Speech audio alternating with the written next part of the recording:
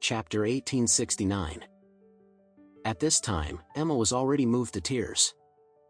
Looking back on the years of marrying Alex, she was also filled with emotion deep in her heart.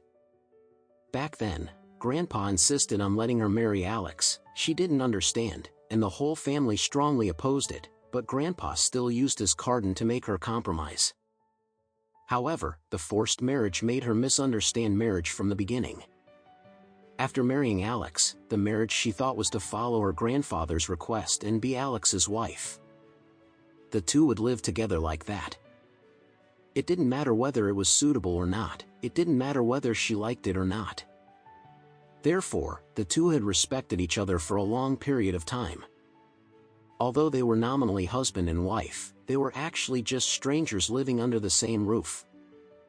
Especially when they first got married, Emma also suffered strong pressure from all sides because of Alex's identity. At that time, everyone was in her ears and kept telling her, Alex is a rubbish, a DCK, and a waste. She shouldn't be with Alex, and should divorce him quickly. But for her at that time, since she chose to marry him, willingly or not, she didn't want to embark on the road to divorce. After all, Alex had never done anything wrong. Later, in her post-marriage life with Alex, she gradually saw the shining points in him, and slowly developed a little affection. However, she had never understood what it meant to like or love. After all, Emma had never been in a relationship before, and she was relatively ignorant and naive about emotions, so the two of them had been confused up until today. And now, facing Alex's affectionate confession, she suddenly felt a racing heartbeat, a shortness of breath, and dizziness. Of course, she was moved to tears. Elaine, on the side, saw this scene with joy in her heart. She really felt that Alex was indeed a good son-in-law who could stand the test. In the past, those rich second generations who liked Emma, although they were extremely flattering to her, there were few who could really do what Alex did. Looking back, she treated Alex terribly and insulted him often. Still, he always respected her and continued to call her mother. From that point alone, Alex was clearly a good young man who repaid grievances with virtue. What's more, she had repeatedly caused serious disasters, and in the end, it was Alex who helped her settle them, even saving her life more than once.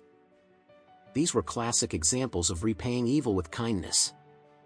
The most important thing was that Alex was finally successful now. A beacon-top villa worth more than millions, and 2 BMW cars, all were earned by Alex. Every time he went out to show feng shui to others, he would buy her many expensive gifts. Such a son-in-law, to be honest, is really hard to find even with a lantern. Moreover, he was truly kind and caring toward her daughter, which was even more rare. So she hurriedly said to Emma, "Emma, Alex must be tired after flying back so late. You two should go back to the room, take a shower together, and go to bed early." "Ah." Emma was startled, her face flushed immediately, and she said at a loss, "Mom. You. What are you talking about? What together? A bath?" Elaine said solemnly, "Isn't it normal for a couple to take a bath together?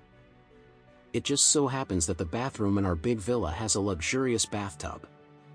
That bathtub is suitable for 2 people. You can also wipe Alex's back or something. How great!" Emma was so embarrassed that she couldn't wait to disappear. Although she was now more than 20 years old, in fact, she was still a little girl who had never been in a relationship before. Elaine suddenly asked her to take a bath with Alex and to wipe Alex's back. She couldn't adapt at all. She was ashamed and completely flustered.